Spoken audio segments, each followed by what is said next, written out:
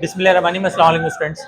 चलो भाई, boys and girls आवाजें बंद और खामोशी के साथ सामने देखना शुरू करो। कल हमने पहला टॉपिक पढ़ा था और उसके बाद आप लोगों की हिम्मत नहीं थी पढ़ाई की, और आप लोगों ने कहा था कि सर नेक्स्ट क्लास में कराइएगा टॉपिक।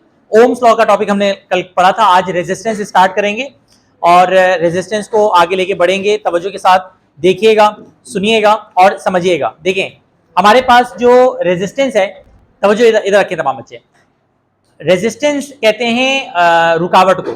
रेजिस्टेंस किसे कहते हैं? रुकावट को। जब मिसाल के तौर पे जस्ट इमेजिन एक वायर की अगर बात करें तो एक वायर में करंट के फ्लो का मतलब होता है इलेक्ट्रॉन्स का चलना, यानी flow of electrons is called current. Actually current का मतलब है इलेक्ट्रॉन्स का फ्लो। अब एक वायर है तो वो बना हुआ तो जाहिर सी बात है एटम्स का है, तो होगा ये कि जब ये इस वायर से इलेक्ट्रॉन गुजरेगा तो ये जो एटम्स हैं ये इसके लिए क्या क्रिएट करेंगे? प्रॉब्लम क्रिएट करेंगे, रुकावट क्रिएट करेंगे। इस रुकावट को रेजिस्टेंस कहा जाता है। ये बिल्कुल वैसे ही कि जैसे मिसाल के तौर पे आप अपनी कार चला रहे हैं सड़क पे, तो सड़क पे जो बाकी गाड़ियां हैं वो बाकी गाड़ियां आपके लिए क्या पैदा कर रही होती हैं? रुकावट पैदा कर रही होती हैं। तो ये आपकी गाड़ी को आने वाली रेजिस्टेंस होती है। तो वैसे ही इलेक्ट्रॉन को आने वाली रुकावट को रेजिस्टेंस कहते हैं। यानी कि इंग्लिश में अगर हम बोलें तो the opposition in the flow of electrons. Electrons के फ्लो में जो अपोजिशन आती है, इलेक्ट्रॉन्स के फ्लो में जो रुकावट आती है, उसको क्या कहा जाता है? रेजिस्टेंस कहा जाता है। रेजिस्टेंस की हेडिंग डाल के लिखो, opposition in the flow of electrons, opposition in the flow of opposition in the flow of electrons, opposition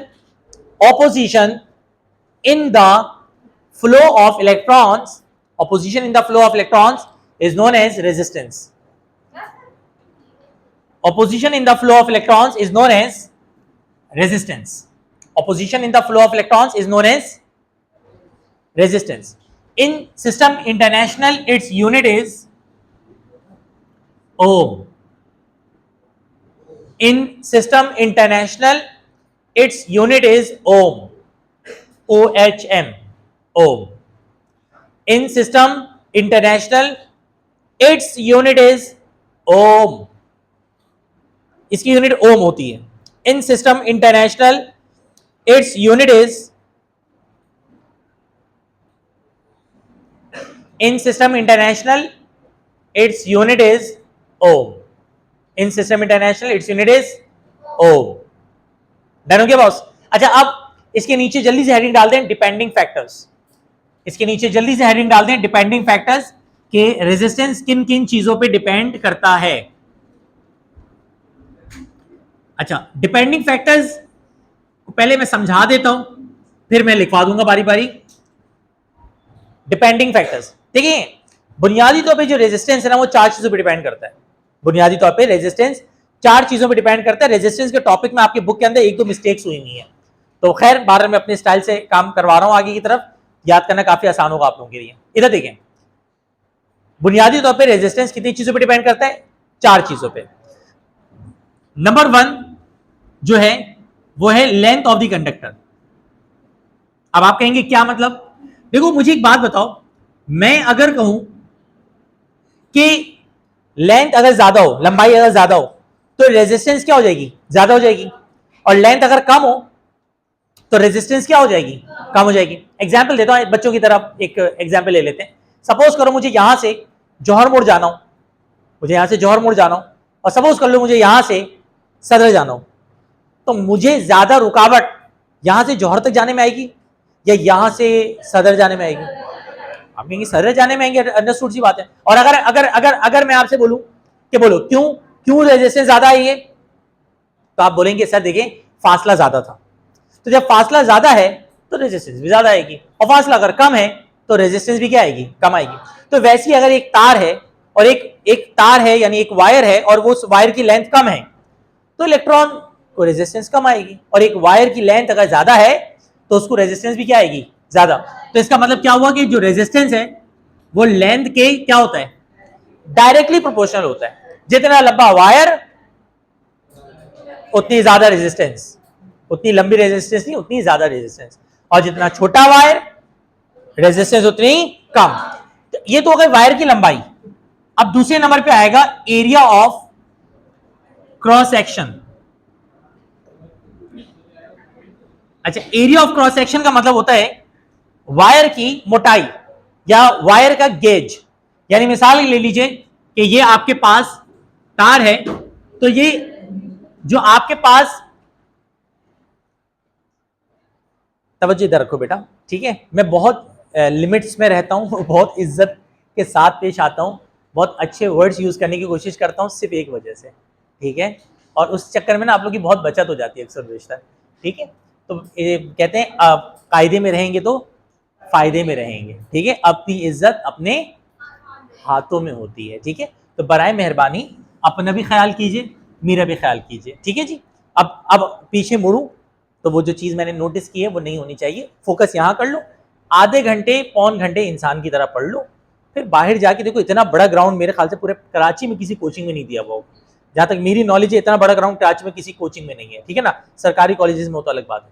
तो इतना बड़ा ग्राउंड है, खेलते रहो, ठीक है, इतना बड़ा ग्राउंड तुम लोगों के लिए दिया हुआ है, ठीक है ना, खेलो कूदो, एक दूसरे को मारो पकड़ो, पकड़म पढ़ाई खेलो, आग पे वो करने के बाद जो है ना आग मचोली खेलते रहो, मुझे कोई फर्क नहीं पड़ता। लेकिन जब आप क्लास में आ जाए ना, तो क्लास में आने के बाद आप लोगों की बॉडी लैंग्वेज और क्लास में आने के बाद आप लोगों के बैठने के स्टाइल से पता चलना चाहिए कि आप एक पढ़े लिखे माशरे के पढ़े लिखे बच्चे हैं, क्योंकि आप अपनी हरकत से जाहिर कर रहे होते हैं अपनी तरबियत, ठीक है। तो बहुत अच्छे बच्चों की तरह क्लास लिया करें, प्यार मोहब्बत से समझा दी बात। अगले टाइम में मैं वीडियो बंद करूंगा। वीडियो बंद करने का मतलब ये कि मैं अपनी असल औकात पे आऊंगा, बुरी बात हो जाएगी, गलत बात होगी, बर्दाश्त नहीं कर पाओगे अगर मैंने खुल के जलील किया तो, ठीक है।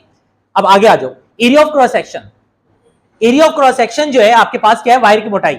आप लोगों ने देखा होगा घर में एसी वगैरह अगर आप लोगों के हो, तो एसी का जो तार होता है ना, वो हमेशा अलग से आया हुआ होता है, एक मोटा तार होता है वो अलग से एसी के लिए आया हुआ होता है, क्योंकि एसी भाई के फनकारी ज्यादा है। एसी कहता है भाई मुझे ज्यादा करंट चाहिए, ज्यादा यूज है मेरा, ज्यादा वॉट है, तो लिहाजा वायर जितना मोटा हो जाएगा, वायर जितना, अच्छा चलो इसको वायर की मोटाई को छोड़ो, सड़क जितनी चौड़ी होगी, सड़क जितनी चौड़ी होगी रेजिस्टेंस उतनी क्या होगी, कम होगी, और सड़क जितनी तंग होगी रेजिस्टेंस उतनी क्या होगी, ज्यादा होगी। भाई हाईवे पे कभी भी ट्रैफिक जाम नहीं होती, क्योंकि हाईवे पे भले से गाड़ियां बहुत ज्यादा आती हैं, लेकिन हाईवे की चौड़ाई कितनी ज्यादा होती है, तो अगर एक साथ 10 गाड़ियां भी रूट में आ जाए तो वो निकल जाती है, क्योंकि सड़क चौड़ी है। लेकिन आप मिसाल के तौर पे यहां से आगे जाएंगे तो कुछ रोड है आगे में, परफ्यूम चौक वगैरह पे देखें तो पतली गलियां हैं, मतलब रोड जो है वो कम है, ट्रैफिक का रश ज्यादा है, तो हमेशा वहां पे क्या रहता है, रश पड़ा रहता है। समामा पे जाओगे, समामा इन सब में पुल बना दिए, पुल बनाने की वजह से सड़क क्या कर दी है, छोटी कर दी है, अब वो सड़क छोटी होने की वजह से हर वक्त जाम रहेगी। तो सड़क जितनी तंग होगी रेजिस्टेंस उतनी ज्यादा आएगी, सड़क जितनी चौड़ी होगी रेजिस्टेंस उतनी कम आएगी। तो वैसे ही तार जितना मोटा होगा रेजिस्टेंस उतनी क्या हो जाएगी, कम, और तार जितना पतला हो जाएगा रेजिस्टेंस उतनी क्या हो जाएगी, ज्यादा। इसका मतलब क्या हुआ कि जो रेजिस्टेंस है वो इनवर्सली प्रोपोर्शनल है किसके, एरिया के, यानी वायर के एरिया के। वायर के एरिया ये चीजें मैं ब्लैक कलर कर रहा हूं, ये वायर के एरिया को रिप्रेजेंट करती है, यानी वायर की मोटाई। अब आगे चलते हैं, इसके बाद एक और चीज होती है, और वो तीसरे नंबर पे जो फैक्टर होता है वो होता है टेम्परेचर। एक बात हमेशा याद रखिएगा, रेजिस्टेंस टेम्परेचर बढ़ने से बढ़ता है। जैसे जैसे वायर या सर्किट या कोई चीज गर्म होती जाएगी रेजिस्टेंस क्या होती जाएगी, ज्यादा होती जाएगी। अच्छा उसका रीजन भी सुन लो। उसका रीजन ये है कि एक तार के अंदर मॉलिक्यूल्स होते हैं, एक तार के अंदर मॉलिक्यूल्स होते हैं। अब इस इलेक्ट्रॉन भैया ने गुजरना है, जब टेम्परेचर कम होता है ना तो मॉलिक्यूलर वाइब्रेशन कम होती है। जब टेम्परेचर कम होता है तो मॉलिक्यूलर वाइब्रेशन क्या होती है, कम, तो इलेक्ट्रॉन का गुजरना क्या होता है, आसान। जैसे टेम्परेचर बढ़ता रहता है तो मॉलिक्यूलर वाइब्रेशन भी क्या होती रहती है, ज्यादा होती रहती है, तो इलेक्ट्रॉन के लिए गुजरना मुश्किल से मुश्किल से मुश्किल होता चला जाता है। तो यही वजह है कि टेम्परेचर बढ़ाने से रेजिस्टेंस क्या होती है, बढ़ती है। इसको इस तरह समझ लो बच्चों की तरह, आप सारे बच्चे क्लास के अंदर मौजूद हैं इस वक्त, ये लंबी सी क्लास है और ये एक वायर है सपोज कर लें, और आप सारी मॉलिक्यूल्स हैं and I am the free electron. मैं, ये तार है, ये क्लास एक तार है, आप सारे बच्चे मॉलिक्यूल्स हैं और मैं फ्री इलेक्ट्रॉन हूं जिसने गुजरना है। इस वक्त आप सारे अपनी क्लास में बैठे हुए, तो मेरे लिए यहां से वहां जाना कितना आसान है, यूं करके चला जाऊंगा। सपोज करो इसी क्लास के अंदर आप सारे के सारे वाइब्रेट करना शुरू हो जाए, हिलना शुरू हो जाए, जस्ट इमेजिन, ठीक है ना, तो भी मेरे लिए जाना आसान हो जाएगा। सपोज करें मैं टेम्परेचर बढ़ा दूं इस तार का और आप सारे मॉलिक्यूल्स यहां पे चलना शुरू हो जाए हल्के हल्के, तब मेरे लिए यहां से वहां तक जाना थोड़ा सा क्या हो जाएगा, मुश्किल। मैं टेम्परेचर और बढ़ा दूं और आप सारे के सारे इस क्लास के अंदर बच्चे क्या करना शुरू हो जाए, दौड़ना भागना शुरू कर दें, तब मुझे बताओ यहां से लेकर वहां तक जाना मेरे लिए इंतहाई क्या हो जाएगा, मुश्किल। यही सेम हाल इस इलेक्ट्रॉन के साथ होता है कि जैसे जैसे टेम्परेचर बढ़ता रहता है मॉलिक्यूलर वाइब्रेशन बढ़ती रहती है और गुजरने वाले इलेक्ट्रॉन के लिए मुश्किलात भी बढ़ती रहती है।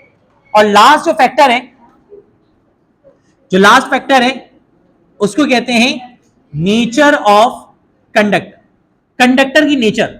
अब आप कहेंगे क्या मतलब भाईजान? देखो, एक सबसे अहम फैक्टर ही मेरे हिसाब से नेचर होता है। आप कभी फैन वगैरह लेने जाओगे ना, वो कहेगा ये वाला फैन 4000 का है, ये वाला फैन 8000 का है, एक जैसा फैन है। आप कहेंगे भाई 8000 का क्यों? वो कहेगा दादा ये ना प्योर कॉपर का है, होता है ये वाला प्योर कॉपर का है, ये ना चाइना वायर का बना हुआ है। तो प्योर कॉपर का मतलब क्या? देखो, कॉपर एक ऐसा वायर होता है कि वो बाय नेचर एक अच्छा वायर है, उसकी रेजिस्टेंस बाय नेचर कम है। आयरन की रेजिस्टेंस बाय नेचर ही क्या है, ज्यादा है। तो अगर मोटर आयरन के वायर की बनी हुई होगी तो वो कभी भी अच्छा वर्कआउट नहीं करेगी, गर्म ज्यादा होगी, बिजली ज्यादा खाएगी, काम कम करेगी। और अगर कोई मोटर कॉपर की बनी हुई होगी तो वो ठंडी रहेगी, गर्म जल्दी नहीं होगी और काम भी अच्छा करेगी और बिजली भी कम लेगी। तो इसका मतलब क्या हुआ कि कॉपर का जो वायर है, अगर ये तीनों फैक्टर को हटा के देखा जाए तो बाय नेचर ही अच्छा है। वहां पे टेम्परेचर ही सारी फटी के बाद में देखी जाएंगी, वो बाय नेचर ही कॉपर अच्छा है। गोल्ड है, कॉपर से ज्यादा अच्छा कंडक्टर कौन है? गोल्ड। अब गोल्ड का लेकिन वायर नहीं बना सकते, क्योंकि अगर गोल्ड के वायर बना दिए तो ये खवातीन जाहिर सी बात है, लड़कियां जो होंगी वो तार खींच खींच के वो आपको पता है प्रॉब्लम क्रिएट करेंगे। नहीं, नॉर्मल तो गोल्ड के वो होते हैं, उसमें होना चाहिए। अगर एक लड़की को गोल्ड पसंद है, इसमें कोई बुराई वाली बात नहीं है। और हाँ, मर्द पे हराम है मेरे ख्याल बल्कि यकीन है मुझे कि मर्द पे गोल्ड क्या है, हराम है। मर्द कभी गोल्ड नहीं पहन सकता, एक हल्का सा भी गोल्ड उसके लिए क्या होता है, हराम होता है। लेकिन औरत के कहते हैं औरत के लिए कि औरत को जो है गोल्ड पहनना भी चाहिए और इसमें कोई कबाहत भी नहीं है, अल्लाह ताला ने उनके लिए बनाया है। तो बुनियादी तौर पे जो गोल्ड है ये कंडक्टर है, एक अच्छा कंडक्टर है। तो अब जैसे जैसे आपके पास नेचर तब्दील होती रहेगी तो कंडक्टर की जो कंडक्टेंस है या रेजिस्टेंस है उस पर भी क्या आएगा, इंपैक्ट आएगा। तो मेरे बच्चों, पूरे लेक्चर में हमने क्या सीखा? रेजिस्टेंस के कितने फैक्टर्स हैं? Number 1 length, number 2 area, number 3, number 4 length ज्यादा तो रेजिस्टेंस, लेंथ कम तो रेजिस्टेंस, एरिया ज्यादा तो रेजिस्टेंस, एरिया ज्यादा तो रेजिस्टेंस कम, एरिया कम तो रेजिस्टेंस ज्यादा, टेम्परेचर ज्यादा तो रेजिस्टेंस, टेम्परेचर कम तो रेजिस्टेंस, और जैसी नेचर वैसी रेजिस्टेंस। क्लियर है यहां तक? अच्छा, अभी पार्टी खत्म नहीं हुई है, अभी पार्टी क्या हुई है, शुरू हुई है। This is our equation number 1 and this is our equation number 2। हाँ, दोनों को मिला देंगे, हम करेंगे कंबाइन। इधर देखो, combining equation number 1 and 2 we get. हम इक्वेशन 1 एंड 2 को जब कंबाइन करेंगे तो ये बनेगा R is directly equal to L upon A। तो फाइनली ये बन जाएगा R is equal to rho L upon A। ये जो रो है ना, ये कांस्टेंट की जगह है। आपको पता है ना, जब भी प्रोपोर्शनलिटी हटाते हैं इज इक्वल टू लगाते हैं, साथ में कांस्टेंट। ये जो रो है ना, ये कहलाता है रेजिस्टिविटी। मैं लिख के देता हूं, ये क्या कहलाता है, रेजिस्टिविटी। और असल में हमारी बुक में ज्यादा फोकस रेजिस्टिविटी को किया गया है। तो मैं इसके बाद रेजिस्टिविटी का टॉपिक तरीके से समझाऊंगा, पहले इसको लिख लेते हैं वरना बर्डन ज्यादा जमा हो जाएगा। लिखो, दियर आर डिपेंडिंग फैक्टर्स की डाल दी है। लिखो, there are 4 depending factors of resistance. There are 4 depending factors of resistance. There are 4 depending factors of resistance. There are 4 depending factors of resistance. There are 4 depending factors of resistance. अब point wise लिख लो, heading नहीं डालते हैं ना, लंबी होगी बहुत ज्यादा। पॉइंट नंबर 1 करके लिखो, it is directly proportional to the length of the conductor. Point number 1 करके लिख लो, it is directly proportional to the length of the conductor. यार तुम इस तरह लिख लो, क्या फर्क पड़ता है, उसके नीचे लिख लो, it is directly proportional to the length of the conductor. It is directly proportional to the length of the conductor, it is directly proportional to the length of the conductor. Mathematically करके नीचे ये लिख लो जल्दी से, जितना क्या है उतना करो। It is directly proportional to the length of the conductor, mathematically करके ये लिख लो, equation number 1 done. Point number 2 को करके लिखो। Point number 2, it is inversely proportional to the area of cross section of wire. It is inversely proportional to the it is inversely proportional to the area of cross section of wire. It is inversely proportional to the area of cross section of wire. Mathematically करके ये लिख लो, of cross section. It is inversely proportional to the area of cross section of wire. It is inversely proportional to the area of cross section of wire. Mathematically करके ये लिख लो, लिख लिया। अब point number 3 लिखो। It is directly proportional to the change in temperature. It is directly proportional to the change in temperature. It is, third point है, it is directly proportional to the, it is directly proportional to the change in temperature. It is directly proportional to the change in temperature of fourth point पे लिखो, it also depends on the nature of conductor. It is directly proportional to the change in temperature. It is directly proportional to the change in temperature. It is directly proportional to the change in temperature. Fourth point लिखो, it also depends on the nature of conductor. It also depends on the nature of conductor. It also depends on the nature of, it also depends on the nature of conductor. For example, resistance of copper wire. For example, resistance of copper wire. For example, resistance of copper wire is always less than the, for example, resistance of copper wire is always less than the resistance of iron wire. Is less than the resistance of iron wire. Resistance of copper wire is always less than the resistance of iron wire. ठीक है, उसके बाद यहां से लेकर यहां तक लिख लो। हाँ, उसके नीचे से ये तो लिख लिया ना 1 और 2, यहां से यहां तक जल्दी लिखो।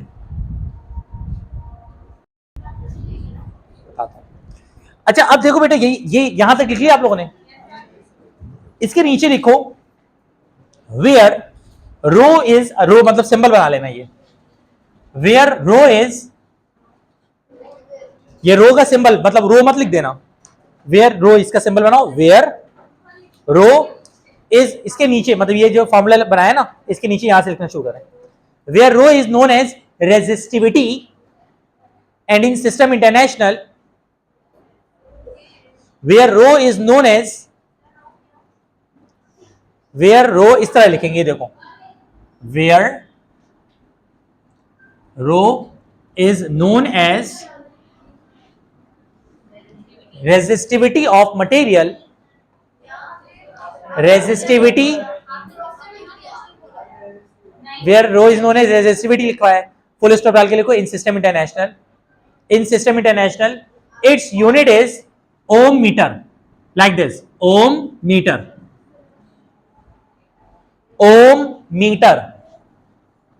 in system international its unit is ohm meter। और उसके बाद बेटा हेडिंग डाल दो रेजिस्टिविटी के नीचे में,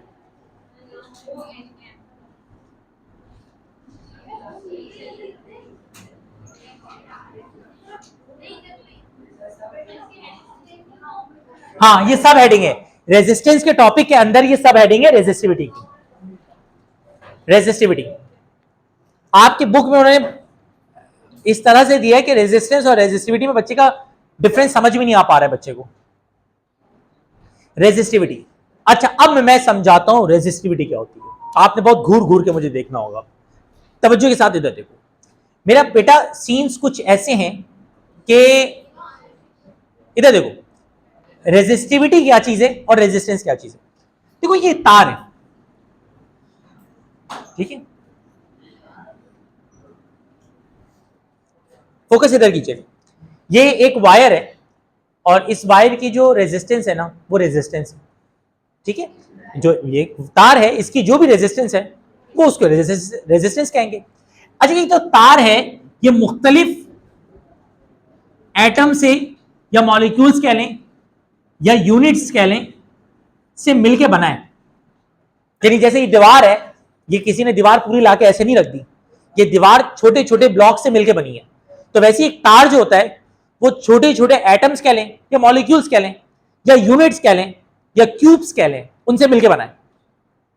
बेटा याद रखिएगा, सिर्फ एक यूनिट क्यूब, यानी सिर्फ एक मॉलिक्यूल की बात कर रहा हूं मैं, सिर्फ एक मॉलिक्यूल की, सिर्फ एक यूनिट क्यूब की जो रेजिस्टेंस होती है ना उसको रेजिस्टिविटी कहते हैं।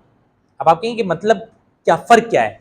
फर्क यानी इसको मैं इस तरह समझ लो, इस तरह समझ लो, इस क्लास की जो नेचर है ना, इस क्लास की जो रेजिस्टेंस है ना, इस क्लास की जो भी कंबाइंड रेजिस्टेंस है, इमेजिन कर लो, एक एग्जांपल दे रहा हूं, इस क्लास की जो रेजिस्टेंस है वो रेजिस्टेंस है, लेकिन ये क्लास बहुत सारे छोटे छोटे बच्चों से मिलकर बनी है।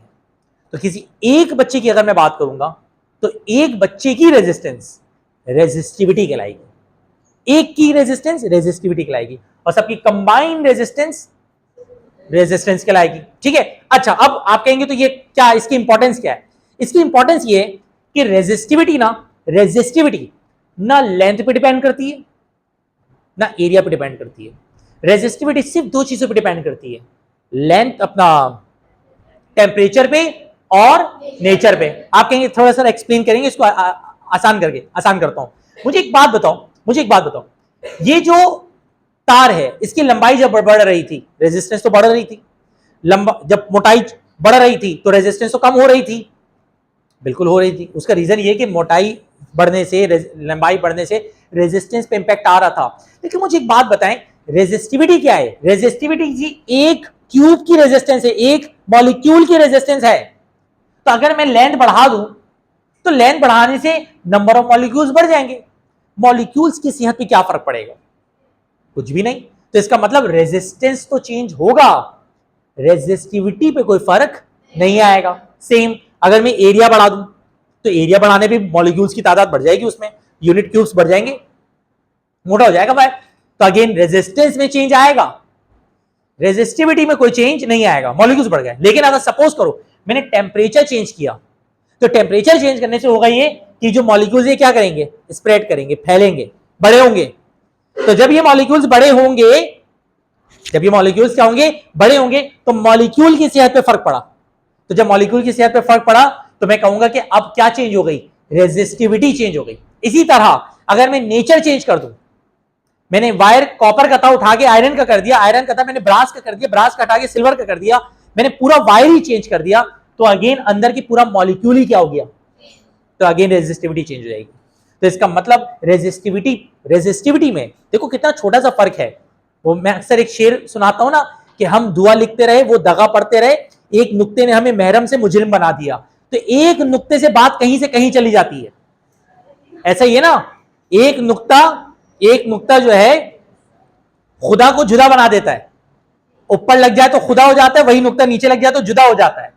ऐसा ही है ना। वो एक मैंने पढ़ा था फेसबुक में था, इंस्टा पे मैंने, कि हम दुआ लिखते रहे वो दगा पढ़ते रहे। भाई देखो ये दुआ है, ये क्या है, दुआ। और अगर एक नुक्ता लग जाए तो क्या लग जाता है। इसी तरह ये क्या लिखा हुआ है, अरे भाई जिसके तरसे वो तुम लोग, अरे तो कैसे फौरन प्यार, ठीक है। ये क्या लिखा हुआ है, प्यार, और एक नुक्ता लग जाए तो क्या बन जाएगा, समझ आया। तो आपके पास बात यह है कि वो मैंने शेर पढ़ा था, याद है मुझे, कि हम दुआ लिखते रहे वो दगा पढ़ते रहे, एक नुक्ते ने हमें महरम से मुजरिम बना दिया। हम प्यार लिखते रहे वो प्याज पढ़ते रहे, एक नुक्ते ने हमारी मोहब्बत का सालन बना दिया। तो बुनियादी तौर पे एक नुक्ते से बात क्या चली जाती है, एक जगह से दूसरी जगह चली जाती है। तो अब इधर देखो, इधर फोकस मुझ पे। Resistance is totally a different thing and resistivity is totally a different concept. पहले बताओ, रेजिस्टेंस और रेजिस्टिविटी का कॉन्सेप्ट प्रॉपर वे में क्लियर हो गया है? अब आपको ये भी समझ में आ गया होगा कि इसका मतलब रेजिस्टिविटी का लेंथ से और एरिया से कोई ताल्लुक, हाँ रेजिस्टिविटी का लेकिन टेम्परेचर से और एरिया से ताल्लुक है। रेजिस्टिव यही तो बोला है मैंने, टेम्परेचर और एरिया से टेम्परेचर और नेचर से ताल्लुक है, लेंथ से और एरिया से ताल्लुक नहीं है। लिखो रेजिस्टिविटी की हेडिंग डाल के, the resistance of a unit cube, the resistance of a unit cube,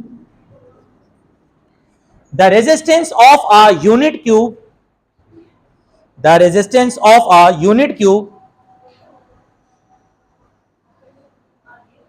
the resistance of a unit cube of a conductor, of a conductor, of a conductor, the resistance of a unit cube, the resistance of a unit cube of a conductor is known as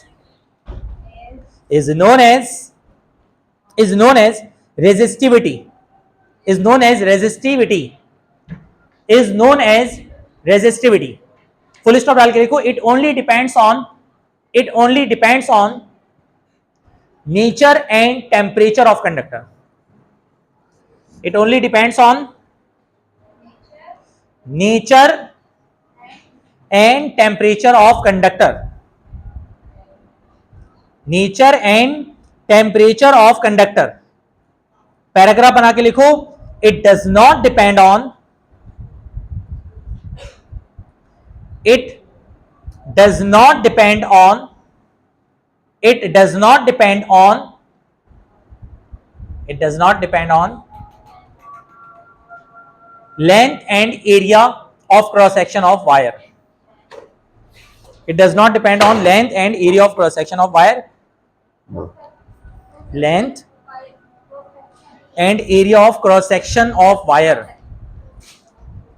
कल मिलते हैं इंशाल्लाह, अल्लाह हाफिज।